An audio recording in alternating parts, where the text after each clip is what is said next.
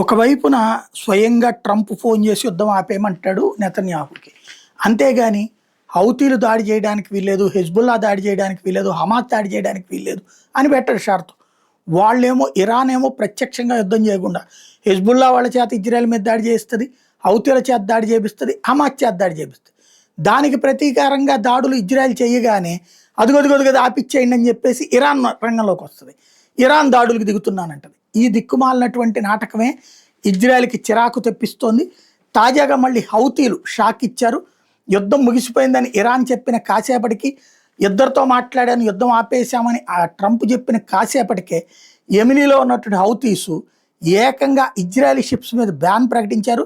అది కూడా ఎర్ర సముద్రంలో ప్రయాణించే ఇజ్రాయలీ షిప్స్ మీద దాడులు చేస్తామని ప్రకటించారు. అదే జరిగితే ఇజ్రాయెల్ ఏం చేద్ది? నిద్రపోద్దా? పడుకుంటుందా? వాళ్ళు వాస్తవంగా యూదులంటే యదువంశీయులు అంటారు. అంటే యాదవ సామాజిక వర్గం, ఒకప్పుడు మన కృష్ణుడి సామాజిక వర్గం.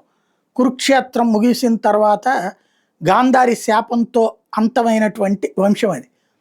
కానీ కొంతమంది తప్పించుకుని వెళ్ళినటువంటి వాళ్ళే సముద్రాన్ని ఈదుకుంటూ వెళ్ళాదే, అంటే ద్వారకని సముద్రం ముంచేస్తుంది కదా, ఆ సందర్భంలో ఈదుకుంటూ వెళ్ళినటువంటి వాళ్ళే ఇప్పుడు ఆ ఇజ్రాయెల్ దగ్గర ఉన్నోళ్ళు అన్నటువంటిది పౌరాణికంగా చెప్పుకునేటువంటి మాట. వాళ్ళ దగ్గర మొండితనం, ధైర్యం, తెగింపు కాస్త ఎక్కువే.